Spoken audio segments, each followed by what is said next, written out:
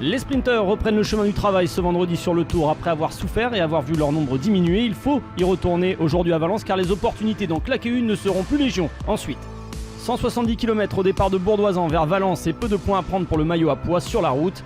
Entre abandon et élimination, ce sont 60 victoires d'étape sur le Tour qui ont disparu avec Greipel, Kittel, Cavendish et les jeunes loups Gaviria et Groenewegen. Les cartes sont redistribuées pour cette 13e étape. Quel coureur aura la chance de lever les bras à Valence? La question est posée.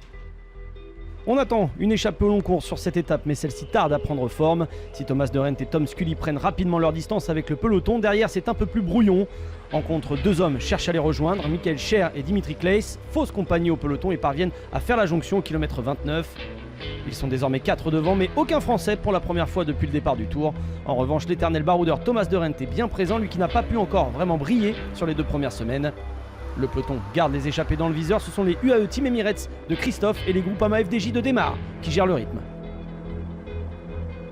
Au sprint intermédiaire de Saint-Quentin-sur-Isère au kilomètre 44, après le passage des échappées, petite bagarre dans le peloton et Sagan accompagne Alexander Christophe et John Degenkolb qui le devancent sur la ligne.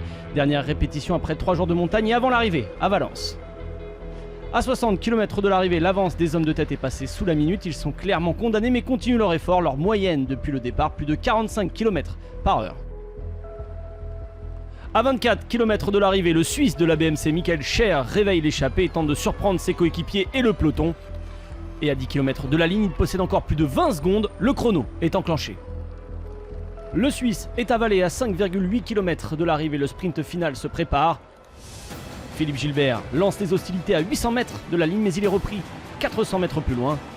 Arnaud Démare a encore un équipier qui s'écarte à 200 mètres de l'arrivée. Christophe passe, mais Sagan est bel et bien le plus fort. Il vient régler au sprint ses 2 derniers adversaires dans la course au maillot vert.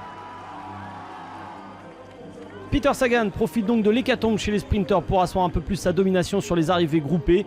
3e victoire sur ce Tour 2018, il s'agit de son 8e succès de la saison. Sans véritable équipier dans le final, le Slovaque a pris les bonnes roues de Démare et Christophe, ses 2 poursuivants au classement du maillot vert, mais à des années-lumière du champion du monde.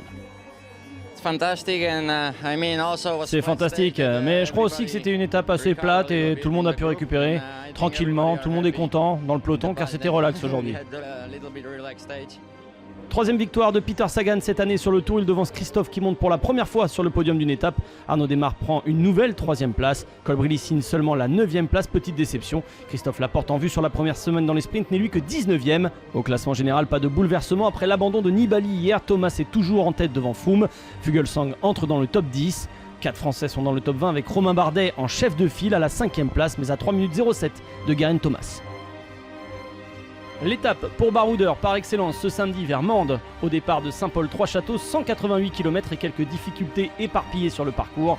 Les équipes de sprinteurs ne se mêleront pas à la poursuite, seuls les équipiers du maillot jaune et les équipes de punchers géreront le rythme du peloton au cas où. Mais on devrait assister à une échappée au long cours avec des attaques entre les hommes de tête pour s'expliquer dans la côte de la Croix-Neuve, 3 km à 10% de moyenne. En 2015, Cummings avait coiffé les 2 Français Pinot et Bardet, tout le monde est prévenu, il ne faudra pas se regarder à Mende.